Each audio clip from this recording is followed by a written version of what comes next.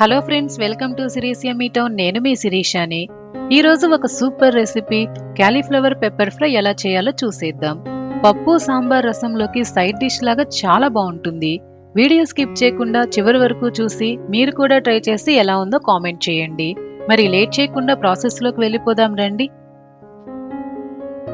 ముందుగా 500 గ్రామ్స్ వరకు క్యాలీఫ్లవర్ని తీసుకొని మరీ చిన్నవి కాకుండా ఇలా మీడియం సైజులో ముక్కలు కట్ చేసి శుభ్రంగా 2-3 సార్లు క్లీన్ చేసి పెట్టుకున్నాను. ఇప్పుడు స్టవ్ ఆన్ చేసి గిన్నెలో కొన్ని వాటర్ యాడ్ చేసుకుని 1 టేబుల్ స్పూన్ సాల్ట్ వేసుకొని కట్ చేసుకున్న క్యాలీఫ్లవర్ ముక్కల్ని వేసుకోవాలి. ఒక 15-20 నిమిషాల వరకు, అంటే ముక్క కొంచెం 30% ఉడికే వరకు ఉంచుకొని స్ట్రైనర్లోకి తీసేసుకోండి. తర్వాత స్టవ్ ఆన్ చేసి ప్యాన్ పెట్టుకొని 3 టేబుల్ స్పూన్ల వరకు ఆయిల్ వేసుకోండి. ఆయిల్ వేడయ్యాక 1 టేబుల్ స్పూన్ తాలింపు గింజలు, 1 ఎండుమిర్చి తుంచి వేసుకొని నిమిషం పాటు ఫ్రై చేసుకోండి. తాలింపు గింజలు వేగాక 2 మీడియం సైజ్ ఉల్లిపాయల్ని సన్నగా తరిగి వేసుకోవాలి. ఇప్పుడు ఒకసారి కలుపుకొని 1 రెమ్మ కరివేపాకు కూడా వేసుకొని ఒకసారి కలిపేసి ఉల్లిపాయ ముక్కలు ఫ్రై అయ్యే వరకు మూత పెట్టి ఉంచండి, మధ్య మధ్యలో కలుపుకుంటూ.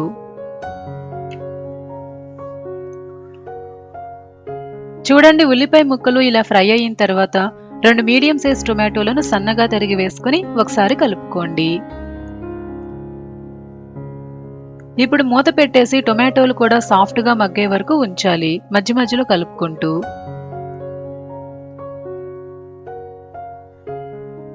చూడండి, టొమాటో ముక్కలు మగ్గిన తర్వాత 1/2 టేబుల్ స్పూన్ పసుపు, రుచికి సరిపడా ఉప్పు, 1/2 టేబుల్ స్పూన్ పెప్పర్ పౌడర్ వేసుకొని 5 నిమిషాల పాటు బాగా ఫ్రై చేసుకోండి.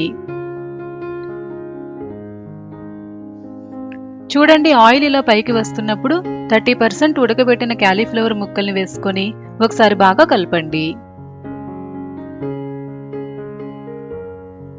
అలాగే 1 టేబుల్ స్పూన్ అల్లం వెల్లుల్లి పేస్ట్ కూడా వేసుకొని ఒకసారి మొత్తం మిక్స్ చేసుకోండి.